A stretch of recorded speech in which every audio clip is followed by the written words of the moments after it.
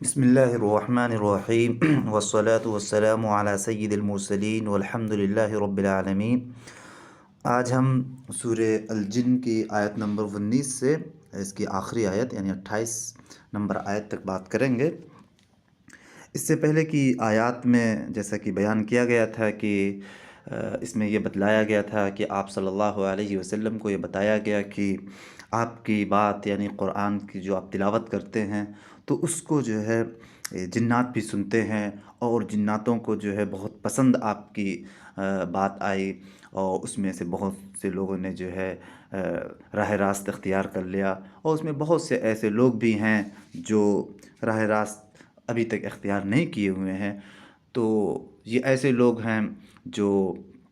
آپ صلی اللہ علیہ وسلم کو یعنی قرآن کو، بعض لوگ اس میں ماننے والے بھی ہیں، بعض لوگ نہیں ماننے والے بھی ہیں، اور بعض ان میں یہ ہیں کہ وہ انسانوں کی طرح ان کے اندر برائیاں بھی ہوتی ہیں تو وہ برے کام بھی کرتے ہیں، وہ شرک بھی کرتے ہیں، اور بعض ایسے بھی ہوتے ہیں جو صحیح راستہ اختیار کر لیتے ہیں اور ہدایت کے راستے پر وہ چلتے رہتے ہیں۔ تو جب انہوں نے جو ہے آپ صلی اللہ علیہ وسلم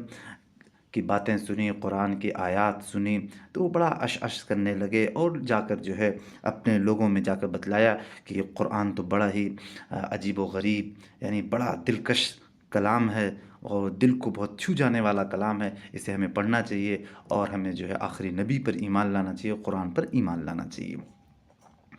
اس کے علاوہ آپ صلی اللہ علیہ وسلم کو یہ حکم دیا گیا کہ آپ لوگوں کو یہ دعوت دیں کہ اے لوگوں، صحیح راستہ اختیار کرو، صحیح راستے پر قائم رہو، جو ہدایت کا راستہ اسی پر قائم رہو۔ اگر تم قائم رہتے ہو تو اللہ تعالیٰ تم لوگوں کو اس دنیا میں بہت ساری نعمتوں سے نوازے گا، اور بہت سارے جو ہے وسائل اور ریسورسز سے بھی نوازے گا۔ اس کے بعد جو ہے آپ صلی اللہ علیہ وسلم یہ بیان کرتے ہیں کہ اے لوگو، شرک کا راستہ چھوڑ دو، اور جو ہے ہدایت کا راستہ اختیار کرو، وحدانیت کا راستہ اختیار کرو، اور جب بھی تم عبادت کے لیے جاؤ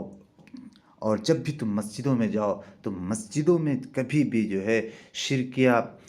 چیزیں نہ اختیار کرو، یعنی اللہ تعالیٰ کے ساتھ کسی چیز کو شریک نہ ٹھہراؤ۔ جیسا کہ حضرت حسن بصری رحمۃ اللہ علیہ سے یہ بات منقول ہے کہ وہاں مساجد سے مراد جو ہے جیسے کہ وہ ان المساجد للہ فلا تدعوا مع اللہ احدا میں یہ بات یہ بات جو ہے یہ معنی رکھتی ہے اس آیت میں کہ پوری دنیا چونکہ جو ہے ساری دنیا کی سرزمین جو ہے وہ مسجد ہے، تو کہیں پر بھی جو ہے شرک کا کام نہیں ہونا چاہیے، یہ ہمیں اختیار کرنا ہوگا۔ اس کے بعد جو ہے آیات میں کیا بیان کیا گیا، آئیے ہم ترجمے کے ذریعے سمجھنے کی کوشش کرتے ہیں۔ اعوذ باللہ من الشیطان الرجیم، بسم اللہ الرحمن الرحیم۔ وَأَنَّهُ لَمَّا قَامَ عَبْدُ اللَّهِ يَدْعُوهُ كَادُوا يَكُونُونَ عَلَيْهِ لِبَدًا۔ وَأَنَّهُ لَمَّا، اور یہ کہ جب قام عبداللہ کہتے ہیں اللہ کا بندہ، قام مطلب کھڑا ہونا، یدعوہ عبادت کرنے کے لیے، دعوت دینے کے لیے، پکارنے کے لیے، یعنی اللہ تعالیٰ کو پکارنے کے لیے۔ لبدا کہتے ہیں کوئی آدمی سرکل میں کسی کو جب گھیر لیتا ہے تو اس کو لبدا کہتے ہیں۔ اس کا مطلب یہ ہو گیا کہ اور یہ کہ جب اللہ کا بندہ اس کو پکارنے کے لیے کھڑا ہو تو لوگ یعنی کھڑا ہوا تو لوگ اس پر ٹوٹ پڑنے کے لیے تیار ہو گئے۔ اللہ کے بندے سے مراد یہاں رسول اللہ صلی اللہ علیہ وسلم ہے، یعنی کہ رسول صلی اللہ علیہ وسلم جب عبادت کے لیے، اللہ تعالیٰ کی وحدانیت کے لیے، اور جب اللہ واحد کے لیے جب آپ نے آواز دی تو لوگوں نے آپ کو گھیر لیا۔ قل انما ادعو ربی ولا اشرک به احدا، اے نبی کہہ دیجئے میں تو اپنے رب کو پکارتا ہوں اور اس کے ساتھ کسی کو شریک نہیں کرتا۔ یعنی خدا کو پکارنا تو کوئی قابل اعتراض کام نہیں ہے جس پر لوگوں کو اس قدر غصہ آ رہا ہے۔ البتہ بری بات تو یہ ہے کہ یہ لوگ خود جو ہے اللہ تعالیٰ کے ساتھ کسی اور بھی شخص کو، کسی اور بھی ذات کو جو ہے شریک ٹھہرا رہے ہیں۔ جرم کا کام تو یہ خود کر رہے ہیں۔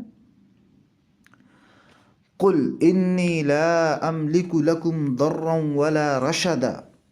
آپ کہہ دیجئے کہ میں تم لوگوں کے لیے نہ کسی نقصان کا اختیار رکھتا ہوں نہ کسی بھلائی کا۔ ملک املک کا مطلب اختیار رکھنا، ضر کہتے ہیں نقصان کو اور رشد کہتے ہیں بھلائی کو۔ یعنی آپ ان لوگوں سے کہہ دیجئے میں تو تم لوگوں کے لیے نہ کسی نقصان کا جو ہے اختیار رکھتا ہوں نہ کسی بھلائی کا اختیار رکھتا ہوں۔ قل انی لن یجیرنی من اللہ احد ولن اجد من دونہ ملتحدا۔ اجارہ یجیر کا مطلب ہوتا ہے پناہ دینا، اور ملتحد کہتے ہیں کوئی جائے پناہ، یعنی ایسی جگہ جہاں پر انسان اپنے آپ کو محفوظ محسوس کرے۔ آپ کہہ دیجئے مجھے اللہ کی گرفت سے کوئی نہیں بچا سکتا اور نہ میں اس کے دامن کے سوا کوئی جائے پناہ پا سکتا ہوں۔ الا بلاغا من اللہ ورسالاتہ ومن يعص الله ورسوله فإن له نار جہنم خالدین فیها ابدا۔ میرا کام اس کے سوا کچھ نہیں ہے کہ اللہ کی بات اور اس کے پیغامات پہنچا دوں۔ اب جو بھی اللہ اس کے رسول کی بات نہ مانے گا اس کے لیے جہنم کی آگ ہے، اور ایسے لوگ ہمیشہ ہمیشہ رہیں گے۔ یعنی کہ میرا یہ دعویٰ ہرگز نہیں ہے کہ خدا کی خدائی میں میرا کوئی دخل ہے یا لوگوں کی قسمتیں بنانے اور بگاڑنے کا کوئی اختیار مجھے حاصل ہے۔ میں تو صرف ایک رسول ہوں، اور جو خدمت میرے سپرد کی گئی ہے وہ اس سے زیادہ کچھ نہیں ہے کہ اللہ تعالیٰ کے پیغامات تمہیں پہنچا دوں۔ باقی رہے خدائی کے اختیارات تو وہ سارے کے سارے اللہ ہی کے ہاتھ میں ہیں۔ کسی دوسرے کو نفع یا نقصان پہنچانا تو درکنار، مجھے تو خود اپنے نفع و نقصان کا اختیار بھی حاصل نہیں۔ اللہ کی نافرمانی کروں تو اس کی پکڑ سے بچ کر کہیں پناہ نہیں لے سکتا، اور اللہ کے دامن کے سوا کوئی میرے لیے ملجا، کوئی ماوا، کوئی پناہ گاہ نہیں ہے۔ جب میرے لیے یہ حالت تو میں تم لوگوں کو کیا نقصان پہنچاؤں گا؟ اس کا یہ مطلب نہیں ہے کہ ہر گناہ اور معصیت کی سزا ابدی جہنم ہے، یعنی ہمیشہ ہمیشہ کے لیے جہنم، بلکہ یہ بات جس سلسلے کلام میں جس کانٹیکس میں بیان کی جا رہی تھی کہ چونکہ وہ شرک کا کام کر رہے تھے، شرک جو کرے گا وہ ہمیشہ ہمیشہ کے لیے جو ہے وہ جہنم میں جائے گا۔ باقی ایسا نہیں کہ ہر گناہ پر جو ہے وہ ہمیشہ ہمیشہ کے لیے جو ہے جہنم میں چلا جائے گا۔ حتی اذا رأوا ما یوعدون فسیعلمون من اضعف ناصرا واقل عددا۔ یہ لوگ اپنی اس روش سے باز نہ آئیں گے، یعنی یہ جو ہے بات ماننے والے نہیں ہیں، یہ آپ کو پریشان کرتے رہیں گے یا شرک میں ملوث رہتے رہیں گے، یہاں تک کہ جب اس چیز کو دیکھ لیں گے، حتیٰ اذا رأوا، یہاں تک کہ جب وہ دیکھ لیں گے اس چیز کو جس کا ان سے وعدہ کیا جا رہا ہے، تو انہیں معلوم ہو جائے گا۔ کیا معلوم ہو جائے گا کہ کس قدر جو ہے یہ مددگاری کے سلسلے میں بڑے کمزور ہیں، اور کس قدر ان کا جد تھا تعداد میں بھی بڑا کم ہے۔ اس آیت کا ذرا کانٹیکس سمجھیں کہ اس زمانے میں قریش کے جو لوگ رسول اللہ صلی اللہ علیہ وسلم کی دعوت اللہ کو سنتے ہی آپ پر ٹوٹ پڑتے تھے، یعنی آپ کو مارنے کے لیے، آپ کو تکلیف پہنچانے کے لیے جو ہے گھیر لیتے تھے، وہ اس زوم میں مبتلا تھے کہ ان کا جتھا بڑا زبردست ہے، یعنی ان کے پاس بڑی طاقت ہے اور ان کے ساتھ بڑے لوگ ہیں، اور رسول اللہ صلی اللہ علیہ وسلم کے پاس چند مٹھی بھر آدمی ہیں، اس لیے وہ بآسانی آپ کو دبا لیں گے۔ اس پر فرمایا جا رہا ہے کہ آج یہ لوگ رسول کو بے و مددگار اور اپنے آپ کو کثیر التعداد دیکھ کر حق کی آواز کو دبانے کے لیے بڑے دلیر ہو رہے ہیں، مگر جب وہ برا وقت آ جائے گا جس سے ان کو ڈرایا جا رہا ہے تو ان کو پتہ چل جائے گا کہ حقیقت میں بے یار و مددگار، حقیقت میں کمزور جتھے والے، حقیقت میں کم تعداد والے لوگ یہی ہیں۔ قل ان ادری اقریب ما توعدون ام یجعل له ربی امدا۔ آپ کہہ دیجئے میں نہیں جانتا کہ جس چیز کا وعدہ تم سے کیا جا رہا ہے وہ قریب ہے یا میرا رب اس کے لیے کوئی لمبی مدت مقرر فرماتا ہے۔ اب اس بیان سے محسوس ہوتا ہے کہ یہ ایک سوال کا جواب ہے، جو سوال نقل یہاں پر بیان نہیں کیا گیا ہے، غالباً اوپر کی بات سن کر مخالفین نے طنز اور مذاق کے طور پر سوال کیا ہوگا کہ وہ وقت جس کا ڈراوا آپ دے رہے ہیں آخر کب آئے گا؟ اس کے جواب میں رسول اللہ صلی اللہ علیہ وسلم کو حکم دیا گیا کہ ان لوگوں سے کہو کہ اس وقت کا آنا تو یقینی ہے، مگر اس کے آنے کی تاریخ مجھے نہیں بتائی گئی۔ یہ بات اللہ تعالیٰ ہی کو معلوم ہے کہ آیا وہ جلدی آنے والا ہے یا اس کے لیے کوئی طویل مدت مقرر کر رکھی گئی ہے۔ عالم الغیب فلا یظہر علی غیبہ احدا، وہی عالم الغیب ہے، یعنی وہی جو ہے غیب کی باتوں کو جانتا ہے، اپنے غیب پر وہ کسی کو مطلع نہیں کرتا ہے۔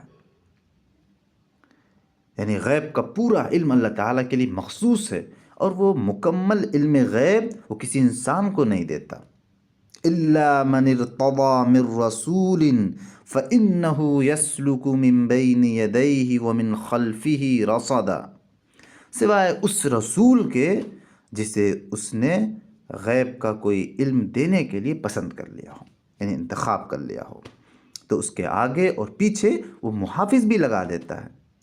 یعنی رسول بجائے خود عالم الغیب نہیں ہوتا ہے، بلکہ اللہ تعالیٰ جب اس کو رسالت کا فریضہ انجام دینے کے لیے منتخب فرماتا ہے تو غیب کے جو حقائق ہوتے ہیں ان میں سے جن چیزوں کا علم وہ چاہتا ہے وہ اسے عطا فرما دیتا ہے۔ محافظوں سے مراد فرشتے ہیں، مطلب یہ کہ جب اللہ، رصد کا مطلب محافظ یہاں پہ ہیں، یعنی کہ جب اللہ تعالیٰ وحی کے ذریعے سے غیب کے حقائق کا علم رسول کے پاس بھیجتا ہے تو اس کی نگہبانی کرنے کے لیے ہر طرف فرشتے مقرر کر دیتا ہے تاکہ وہ علم نہایت محفوظ طریقے سے رسول تک پہنچ جائے، اور اس میں کسی قسم کی آمیزش، کسی قسم کی جو ہے فراڈ نہ پایا جائے، کوئی مسنگ نہ ہونے پائے کوئی چیز۔ یہ وہی بات ہے جو اوپر کی آیات میں بھی آیت نمبر 8، آیت نمبر 9 میں بیان ہوئی ہے کہ رسول صلی اللہ علیہ وسلم کی بعثت کے بعد جنہوں نے اپنے لیے عالم بالا تک جو ان کی پہنچ تھی اس کے سارے دروازے بند پائے، اور انہوں نے دیکھا کہ سخت چوکی پہرے لگا دیے گئے ہیں جن کے باعث کہیں ذرا سی سنگن لینے کا موقع بھی انہیں نہیں مل پاتا ہے۔ یعنی بات بڑی حفاظت کے ساتھ جو بھی غیب کا علم ہوتا ہے جو اللہ تعالیٰ پہنچانا چاہتا ہے وہ بڑے سیکیورٹی کے ساتھ، بڑی فورسز کے ساتھ، وہ حفاظت کے ساتھ اور حفاظت دستے کے ساتھ وہ رسول صلی اللہ علیہ وسلم تک پہنچا دیتا ہے، اور رسول صلی اللہ علیہ وسلم بڑی حفاظت کے ساتھ لوگوں کو پہنچا دیتے ہیں۔ لِيَعْلَمَ أَنْ قَدْ أَبْلَغُوا رِسَالَاتِ رَبِّهِمْ وَأَحَاطَ بِمَا لَدَيْهِمْ وَأَحْصَى كُلَّ شَيْءٍ عَدَدًا، تاکہ وہ معلوم کر لے، تاکہ وہ جان لے کہ انہوں نے اپنے رب کے پیغامات پہنچا دیے اور ان کے پورے ماحول کا احاطہ کیے ہوئے ہیں، اور یہ ایک ایک چیز کو اس نے گن رکھا ہے۔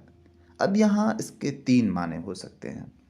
ایک یہ کہ رسول یہ جان لے کہ فرشتوں نے اس کو اللہ تعالیٰ کے پیغامات ٹھیک ٹھیک پہنچا دیے، دوسرے یہ کہ اللہ تعالیٰ یہ جان لے کہ فرشتوں نے اپنے رب کے پیغامات اس کے رسول تک صحیح صحیح پہنچا دیے ہیں، اور تیسرے یہ کہ اللہ تعالیٰ یہ جان لے کہ رسولوں نے اس کے بندوں تک اپنے رب کے پیغامات ٹھیک ٹھیک پہنچا دیے ہیں۔ تینوں معنی یہاں پر مراد لیے جا سکتے ہیں۔ دوسری بات یہ ہے کہ جو فرشتے نگہبانی کے لیے مقرر کیے گئے ہیں، یعنی سیکیورٹی کے لیے، حفاظت کے لیے، وہ صرف اسی بات کی نگہبانی نہیں کرتے کہ رسول تک وہی محفوظ طریقے سے پہنچ جائے، بلکہ اس بات کی بھی وہ نگہبانی کرتے ہیں، خیال رکھتے ہیں، دیکھ بھال کرتے ہیں کہ رسول اپنے رب کے پیغامات اس کے بندوں تک بے کم و کاست پہنچا دے۔ اس بات کی بھی جو ہے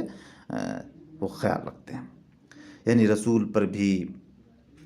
اور فرشتوں پر بھی اللہ تعالیٰ کی قدرت اس طرح محیط ہے کہ اگر بال برابر بھی وہ اس کی مرضی کے خلاف ذرا سی بھی جنبش کریں، حرکت کریں، تو فوراً گرفت میں آ جائیں، اور جو پیغامات اللہ تعالیٰ بھیجتا ہے ان کا حرف حرف گنا ہوا ہے۔ رسولوں اور فرشتوں کی یہ مجال نہیں ہے کہ ان میں ایک حرف کی کمی بیشی بھی کر سکیں۔ اس طریقے سے اس سورت کا جو ہے اختتام ہوتا ہے۔ انشاءاللہ اگلی ویڈیو میں ہم اس بات پر ڈسکس کریں گے کہ اس سورت کے ذریعے ہمیں کیا پیغام ملتا ہے، اور ہمیں اپنی زندگی میں اس سورت کو کس طریقے سے جو ہے نافذ کرنا ہے۔ انشاءاللہ ہم اس کے بارے میں اگلی ویڈیو میں بات کریں گے۔ وآخر دعوانا ان الحمد للہ رب العالمین۔